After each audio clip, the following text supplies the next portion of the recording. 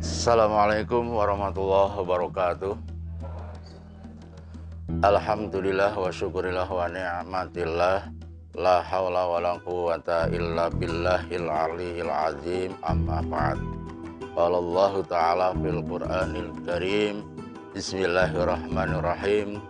Walal akhiratu khairul laka minal ula. Al-ayah.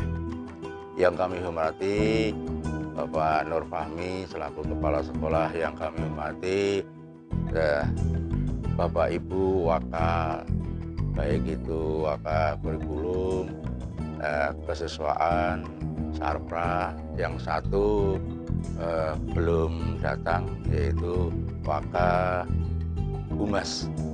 Ini yang kemarin sudah memberikan tausiah, mungkin karena masih sibuk dengan UKK-nya.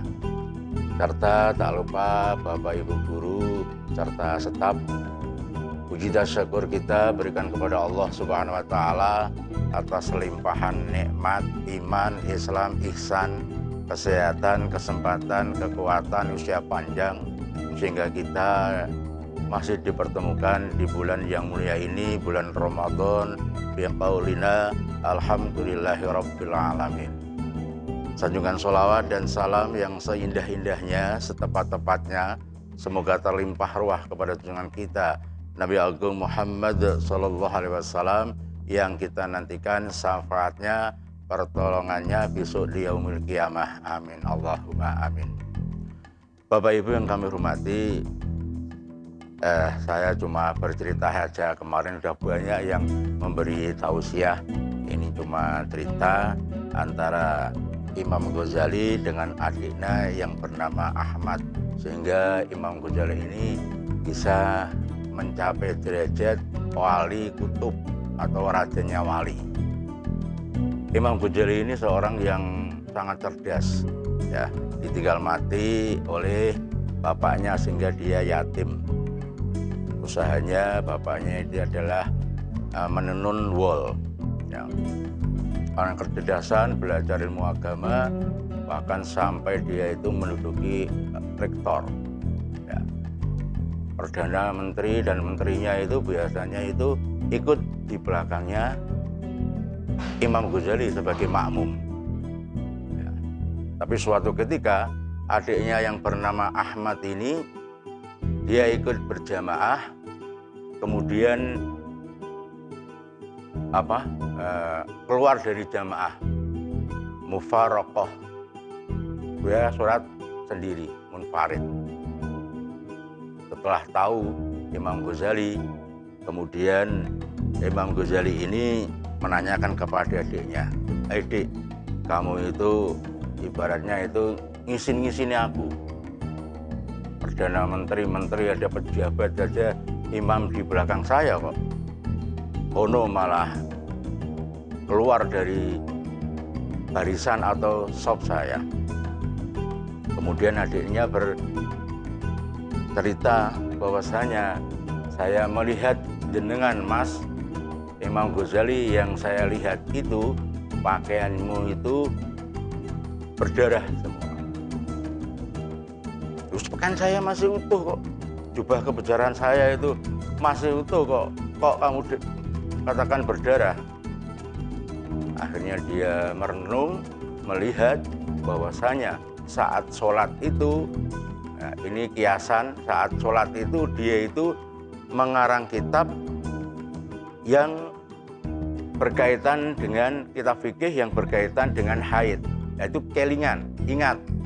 Nah itu berarti kamu itu sholat tidak menghadap Allah, tapi sholat kamu menghadap darah haid itu. Diberitahu sama itu. Dia kemudian, wah, ini tingkatannya adik ini sudah sampai ke asap, ya, sudah tinggi karena tahu, ya, Allahu Akbar itu, jadi sudah tahu. Kemudian dipertanya, "Dik, kamu berguru dengan siapa?" "Alah, paling-paling jenengan nanti mengolok-olok saya." "Tidak, betul." "Udah, kalau betul Mas Ghazali itu mau belajar, cari di pasar, di situ ada tukang sul sepatu maupun sandal. namanya Uttaki. Benar. Akhirnya datang ke sol sepatu itu yang bernama Syekh Uttaki ini, ya.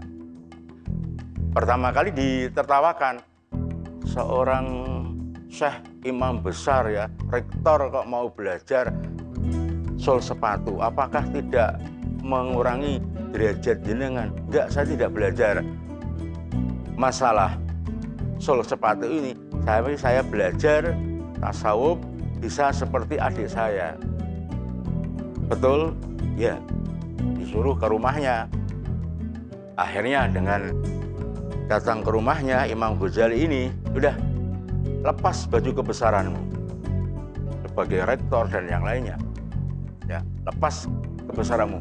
Kemudian dilepas bajunya, itu ada kotoran dibersihkan di lantai. Itu kamar mandi bersihkan. Ya, itu WC bersihkan. Walaupun sebagai pejabat negara misalnya atau itu, ya, dia akhirnya mau melepaskan, ingin mencari ilmu. Akhirnya sampai oleh Allah dengan bantuan Syekh Uttaki ini, dia mencapai derajat kewalian. Kemudian ditinggalkan semuanya jabatannya itu. Walal akhiratu khairul laka minal ula. Kehidupan akhirat itu lebih baik daripada kehidupan dunia. Kalau misalnya di akhirat itu satu harinya sama dengan dunia 24 jam, kita hidup 100 tahun, berarti di akhirat itu cuma 2,4 jam. Ngerti nggih, Bu Khalika ya?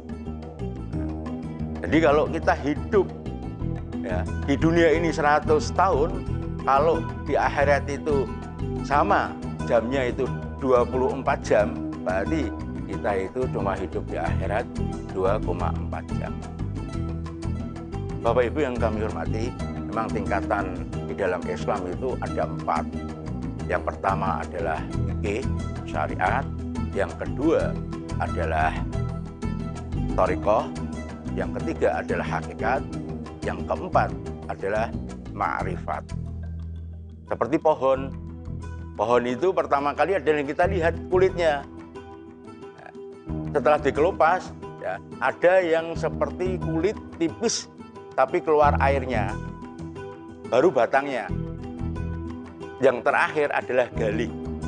Galih itu apa ya, kalau di ketela pohon itu kelihatan, ketela pohon itu kelihatan, yang putih itu. Nah, kita itu kalau bisa, saya juga cuma menyampaikan saja, belum sampai ke sana, baru syariat. Kalau bisa itu sampai tengah-tengahnya, belajar agama. Kalau bisa, kan motivasi. Demikian dapat saya sampaikan, mohon maaf bila ada tutur kata yang kurang berkenan. Demikian ihdinas shiratal mustaqim. Assalamualaikum warahmatullahi wabarakatuh.